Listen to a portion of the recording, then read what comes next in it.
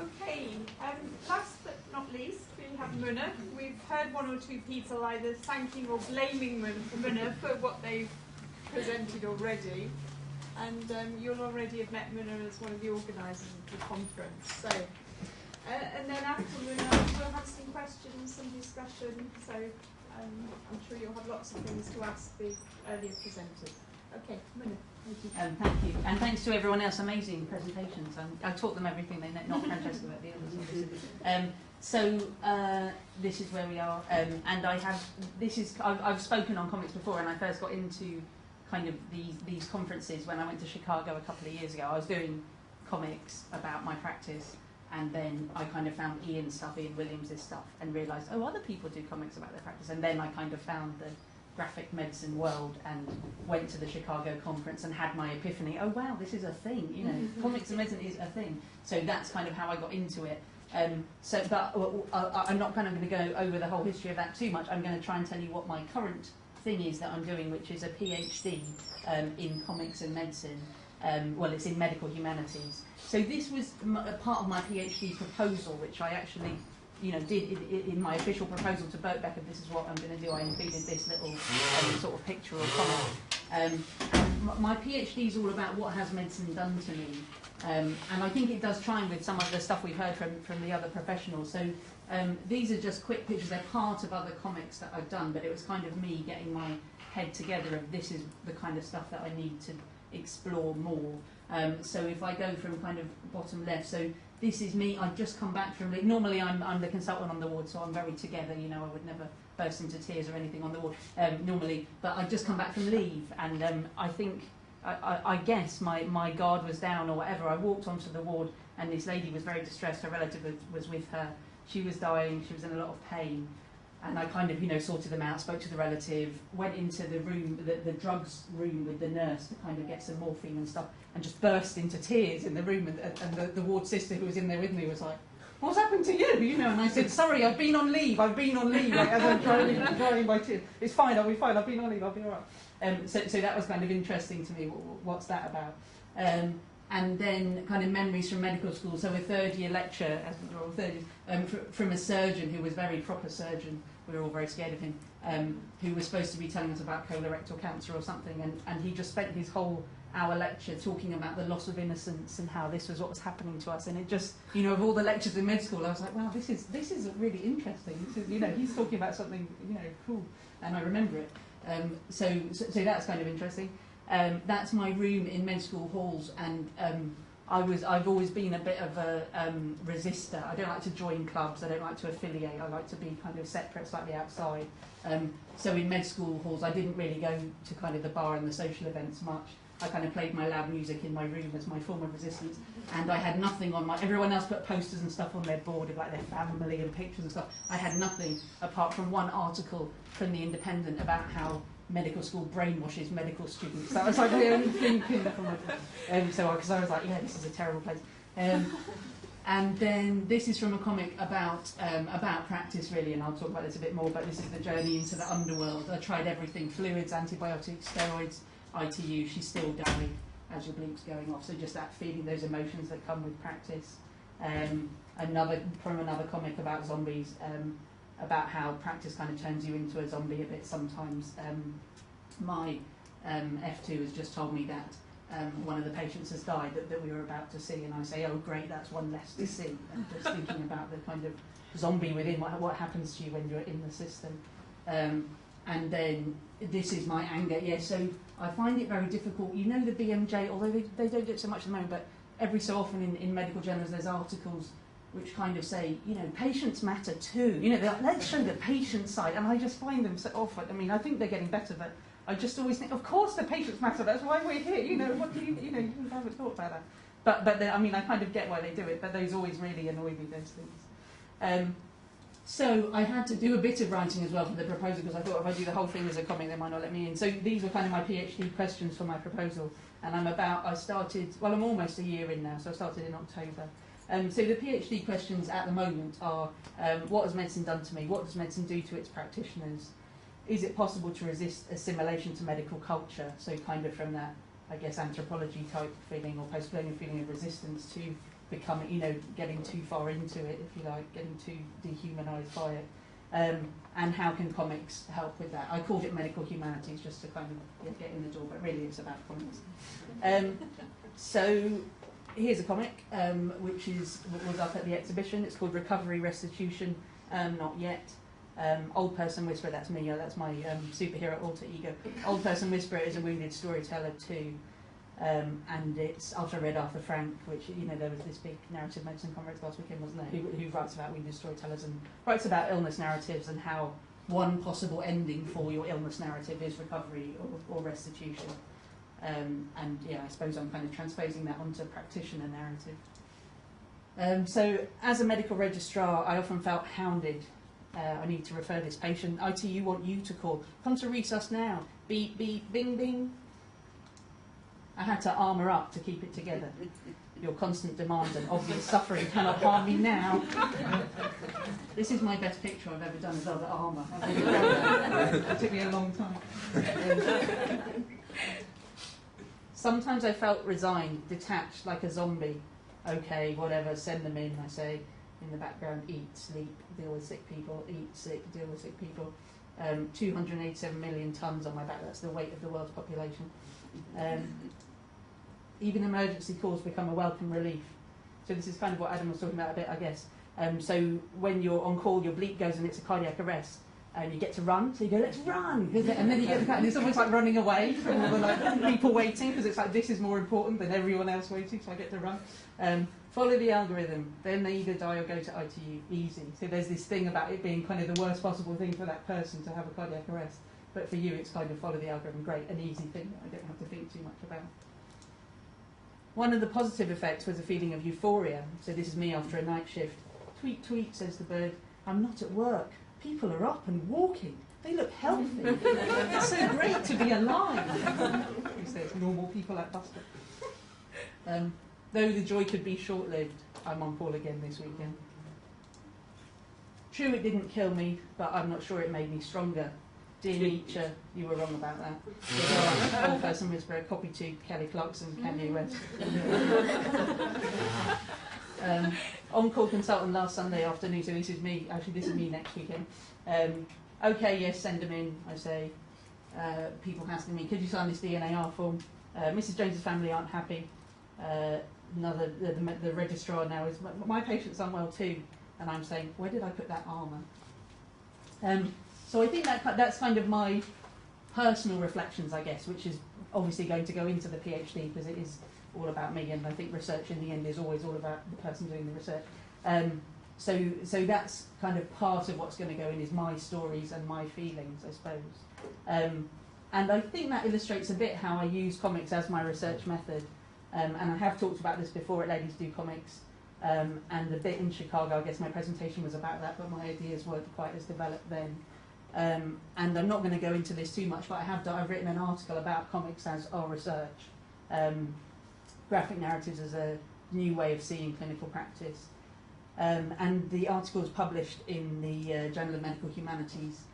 So if you want it, I've got a few copies, but if you want to see it, you can look it up there. So that's kind of where I got to.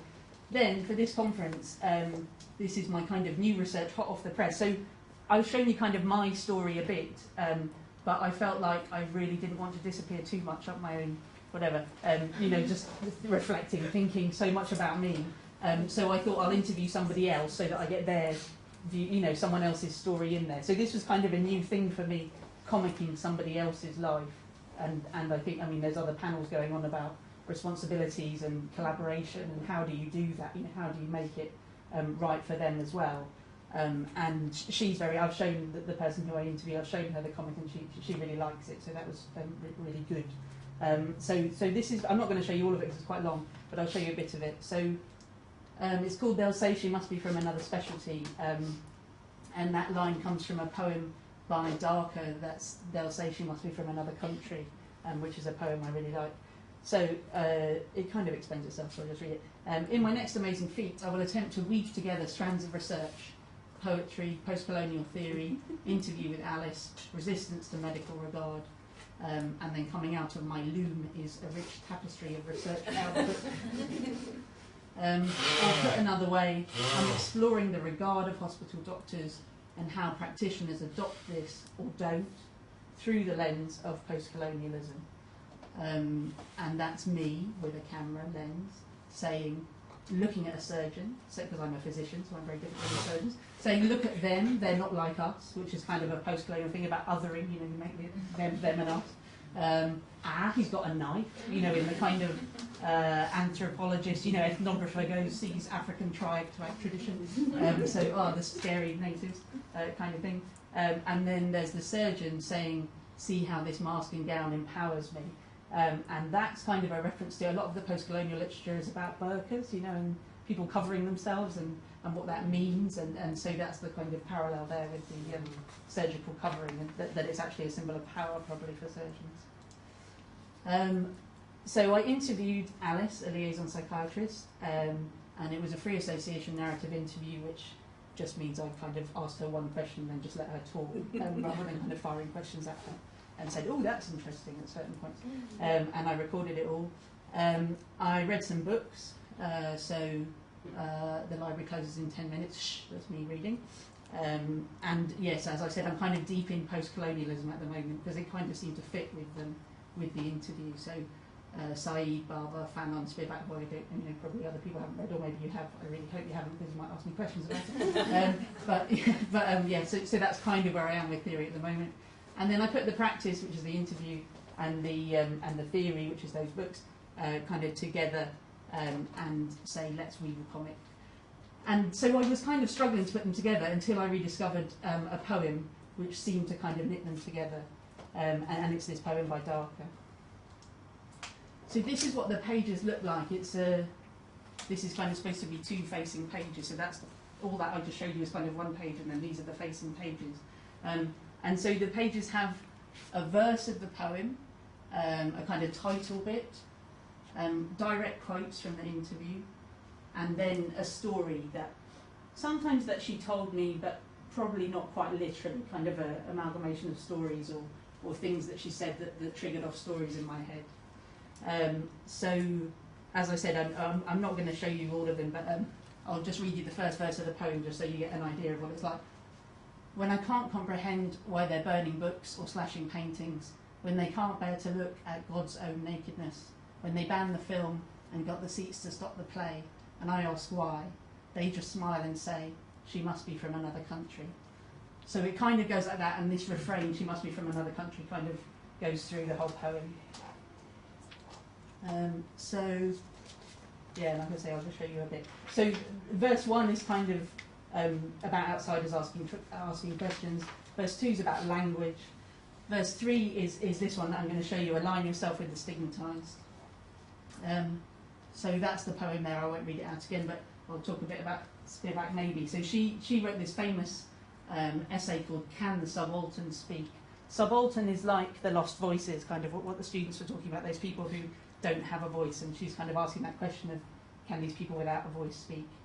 And yeah, that's the poem. So these are Alice's quotes from that seem to me to kind of fit with this theme. So Alice is a liaison psychiatrist, as I said. So that means she's a psychiatrist. She trains as a psychiatrist, but she works in the general hospital. So that's quite a strange position to be in, that she's kind of an outsider, hence all the outsider stuff. So Alice on psychiatric patients. She said, I liked psychotic patients I met. I enjoyed sort of being with them. I like the sort of dealing with the patient that isn't naturally appealing. And then Alice on stigma. There's a really enormous amount of stigma towards psychiatric patients generally, and I think that I knew that in theory, but I've really noticed that there's definitely a sense of this person is less worthy of existence than the next person because of their mental illness. I think that spreads to us as well as a profession and our nurses. And this is the comic bit. So Alice often sees the difficult patients. Dear psychiatrist, please see Mr. Hobo. His behaviour is unmanageable. He broke his hip. He needs an operation, but won't consent to it. What shall we do? Yours, A, surgical F1. The ones who don't fit in, who don't obey the rules of the hospital. Get away from me, says Fred Hobo. But I need to do a blood test. This guy's so annoying, thinks the doctor. She aligns herself with them. Hi, I'm here to see Mr. Hobo. She listens to them and hears them speak. You've got an interesting accent. Are you Welsh? I can't do a Welsh accent. I walked from here to Wales 3 times in my life. My leg's not broken. They're all trying to kill me. She attempts to translate the subaltern's voiced needs. He has a thought disorder, which means he lacks capacity to decide. You have to operate in his best interests. What did she say? Oh, goody, get to operate. Unfortunately, destigmatising takes time. So this is whatever, a week later. Dear psychiatrist, please take Mr. Hovo to the psych hospital. He's had his operation, so he's no longer a surgical patient. And his behaviour is still unmanageable. Yours, a surgical excellent. So that's that one. Verse 4 is kind of about the freedom of the outsider, and how it can actually be quite nice and free to not be in the system. And verse 5 is kind of about resistance, about, it's called a specialty of freaks, so about how there are those of us in the hospital that kind of are slightly outside and resist. And then this is verse 6, that's all about being in the margins, and it's the final verse of the poem. So I'll leave you the verse there to read. And I think in the margins is an interesting concept in terms of comics. You know, I know Scott McCloud writes a lot about the margin, but also in terms of theory, in terms of liminal spaces, it's kind of a position at or on both sides of a boundary or threshold. And yeah, in the post-colonial literature, the stuff about interstitial spaces, hybridity, ambivalence, all those kind of things are there. And then this was probably my favourite quote from Alice because it just fitted with everything I was trying to do, everything I was reading really in terms of outsider. So Alice sums it up. Yeah, I think maybe it's natural territory for me to be a slight outsider, but necessary. Oh, but necessary? So that, I mean, that's definitely how I feel. You know, that for me really resonated. I was like, yes, that's what I want to be. I want to be slightly outside. I don't want to be in it, but I do also want to be necessary as well. You know, that's kind of the place to be. So although outside the hospital mainstream, Alice's work is absolutely necessary. Get me a psychiatrist now. Right, I'm leaving, says the confused lady. To do her work, she has to be comfortable as an insider. So she's got a badge from the hospital that lets her indoors. Alice, consultant in the general hospital. But also as an outsider. Stay still, calm down. Excuse me, can I speak to her? What are they doing to her, she's thinking. She chooses to stand in the frame and at the same time in the margin. She occupies and embraces a liminal space. So then this is the last page of the comic. So I must be from another specialty. So I've worked out why I wanted to interview Alice. She's a hybrid. The nature of liaison psychiatry means she's not native to the general hospital, but happily inhabits it. She's resisted medical regard by existing in a liminal space. From her liminal space, she's able to question cultural norms, challenge the use of language, so you haven't seen those two things in the won't make sense, but align herself with the stigmatised, be free, join with others in resistance. Like Alice, I'm most comfortable slightly outside, but I'm from the hospital, not another specialty. I need to find a way to resist. How are you, Mrs. Gilhooly, says the doctor. Maybe I can see better from out here. So that's really all I've got time to show you, and these are my PhD questions ongoing, and I'm obviously not there yet. My next steps are to kind of write around the comic. I think it probably does need some writing to go with it, and then I'm just going to do more interviews, as kind of get more comics on different kind of themes to do with the questions. So that's it. Thanks.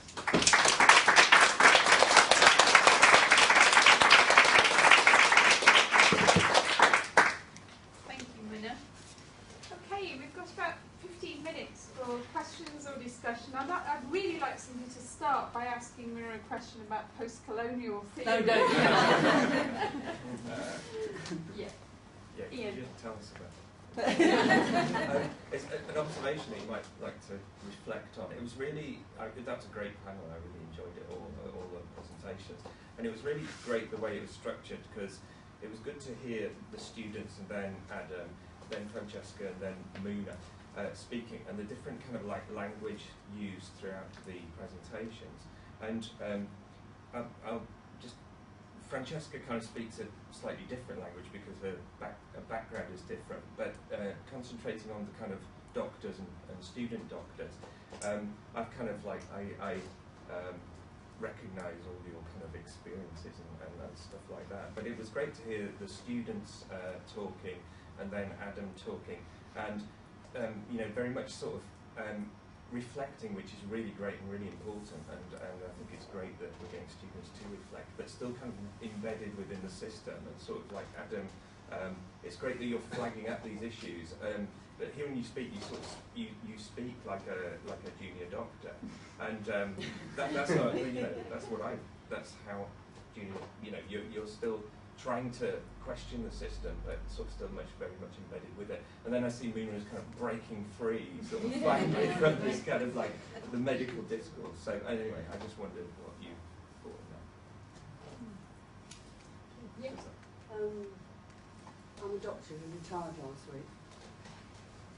Sorry, speak up a bit. You retired I really last week. recognise I'm free, walking out and retreating. You reduced me to tears. Oh. But excuse me. But everybody, they spoke for me and they gave me a voice. Students have been there, remember it, and I've taught the students. Everything you said, it's truth, but it's a truth the rest of the world does not want to hear, and it's a truth we don't share with the rest of the world.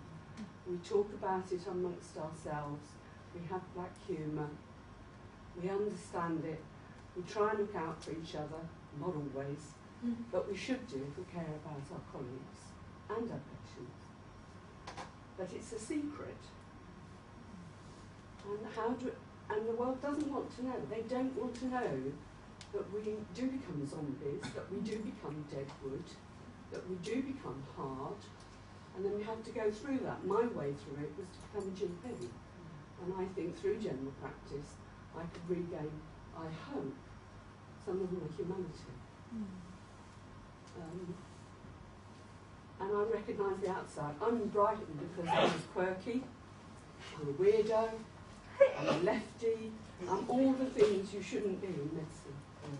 So I came to Brighton and I worked with drug addicts, alcoholics, gays, transgender, again, all the outsiders in society, just like your liaison psychiatrist. There was plenty in Brighton, and I'd have slit my throat if I'd been in Hurst Pierpoint. So we all have to find how to make ourselves round pegs in round holes, or square pegs in square holes. And we have to survive, we have to keep the inner core of ourselves. It's just so difficult. And that's why I'm so pleased to be retired. But you're here. Start being me. But you're here, so you're still. I know. That's called back. Thank you. Thank you. Gosh, Yeah.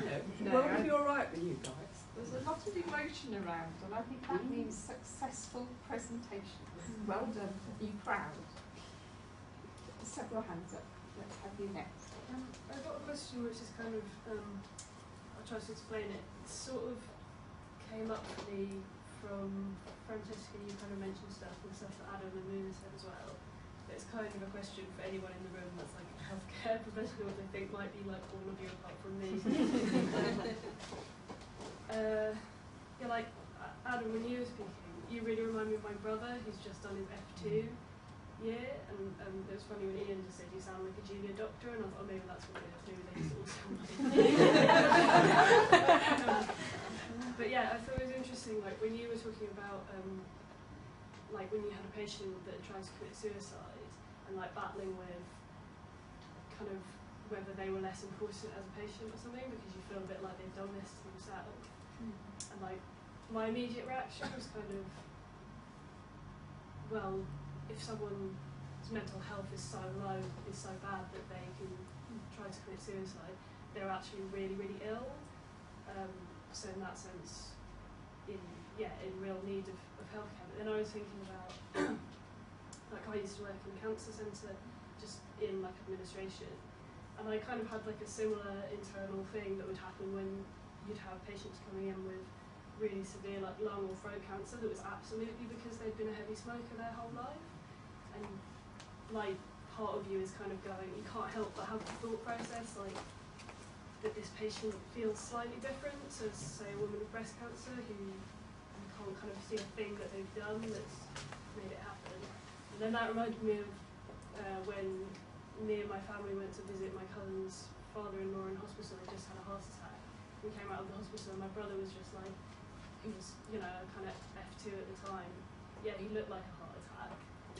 And I was kind of, so I guess I want to ask any of you guys what you think about, because I guess the kind of baseline for the ethical thing to do would be to try and give someone the best possible care. But then I was thinking, what do you guys think about whether it's possible to give someone the best possible care, or even what the definition of best possible care is if you're struggling with internal battles about kind of the reasons that people end up needing care? And yeah, I don't know, just that's not really a fully formed No, question. I'll go. If you I was don't going to mind, say, shall I go? could anybody give a 10-second Yes, answer I to can do Go that. on, Minna. So I think the important thing for us is that we're human, so that happens. So the important thing is that you recognise that that happens. You can't stop it happening. It does happen. There's always, you have your own prejudices, whether that's about smoking or whatever it is, or drug overdoses or whatever. So you have to just recognise it and then move on with it. So and I think what we're taught to do a bit is recognise it, block it. You know, or don't even recognise, just block it, block it, block it. Treat the patient in front of you, block it. And I think that's the unhealthy thing, is when you don't recognise that it's actually there. So I think the first step is recognise it. Yeah, if you don't recognise, for example, someone's mental health issue, then you're not recognising their illness. Yes, exactly. So it's about, but it's about knowing yourself as a practitioner, knowing. Right, I always get annoyed with, like Ian's got some great comments about people who annoy you. You know, people who come into repeatedly who annoy you, and you just have to know, like, this person annoys me. I have to be on my guard. I have to make sure I act the right way, and don't let that get in the way of my care. Can I follow on from that, because it also relates to what you were saying, is that there are times when we need this mask or this armour or whatever you want to call it, or the zombie thing. You have to do it at the time.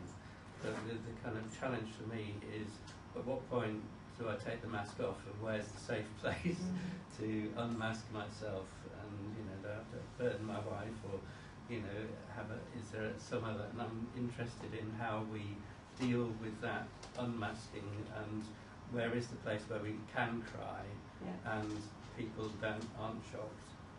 Comics. Yeah, I mean, that's what I'm hearing from a few of you, I think, that there are a lot of stories to be told, and maybe for us to explore new ways of doing that. I mean, I'm writing a bit more, and I've learned from comics how to put emotion into academic writing and different sorts of writing, and I think find ways of drawing or writing or whatever. Yes. I just heard the last bit of it. There are several other questions on. Yes, did you? Okay, I'll be quick. So what I heard was terrific. Thank you so much. I just wanted to say another thing people are doing is medical improv, teaching people improv acting as a way of working with patients instead of working against or compartmentalizing. And they're doing it at Northwestern Medical Humanities right now. Katie Watson. So. Thank you. Yeah. Is that like medical clowning? No, it's not clowning. It's improv, which is based on the idea that when someone gives you a new situation, instead of saying no, but you say yes and. So Adam would be good at it. Adam's an actor. Yeah.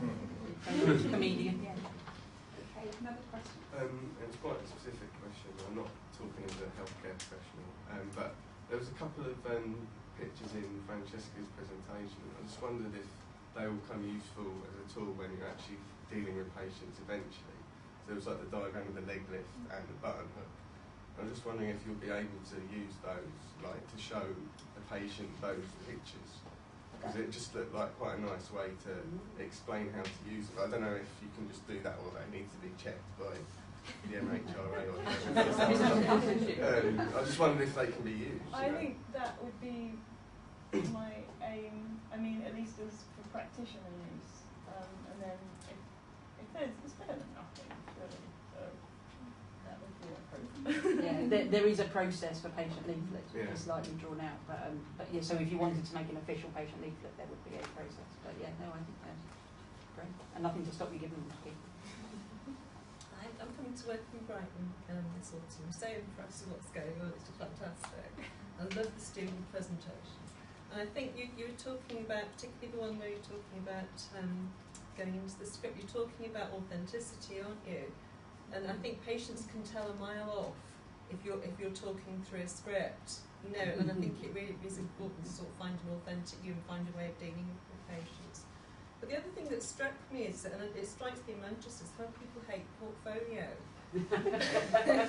And it's quite, because we're talking about where do we find a safe space, you know, to discuss things, and you know, and medical humanities can really help. And they're so marginalised in the curriculum, aren't they? I mean, it's always in the SSCs, you know, never anywhere else.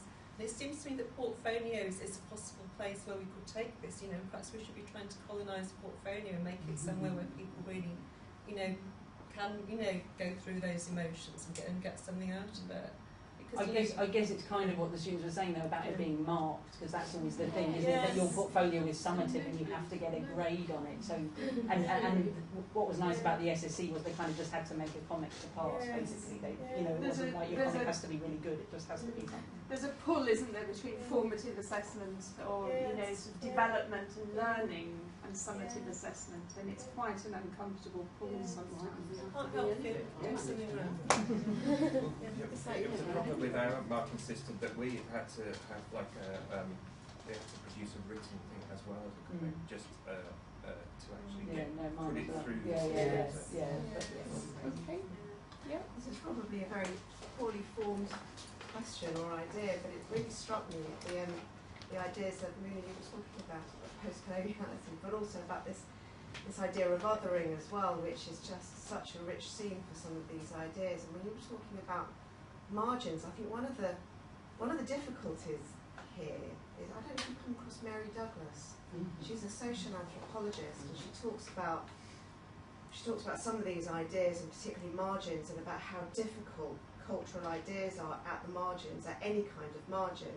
She talks about dirts and orifices and that sort of stuff, but she uses it as a way of coming back to all sorts of social problems. And structurally, the doctor and patient relationship is so divided, and patients find it really difficult. I mean, I'm not a medical practitioner, so the thing about post-coloniality is it's a one-way street. It's not a two-way street. It doesn't come back the other way. And so in a sense, almost applying that theory to that relationship, it does exactly what you want it to do. It exposes just how difficult it is. If the emotions come back the other way, we don't know what to do with it. And it's just really difficult then to maintain that relationship. I think you've really touched on something very, very interesting. Yes, I found it as well. It was a great presentation, and I think Deda has been talking about the notion of the threshold.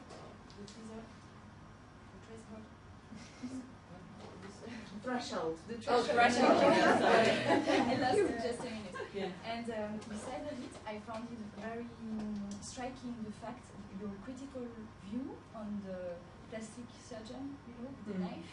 Yeah, I'm actually working on the figure of in plastic surgery on the figure of on the way the impact of the transformation of the human body, and the way the cutting off all of the imagery of the cutting off into small pieces within the human body, and from rehabilitation to the enhancement of the human body.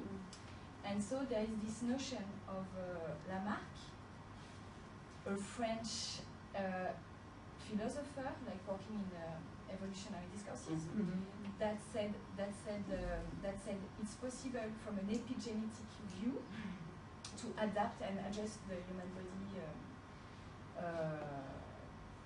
in a quicker way than in the Darwinian view. You know, that's a slow process, and so on.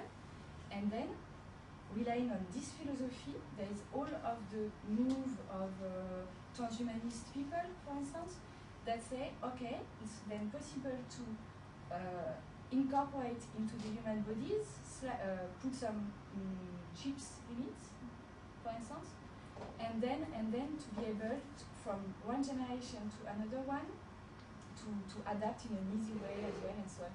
And that was denounced as the science of mutilations, you know.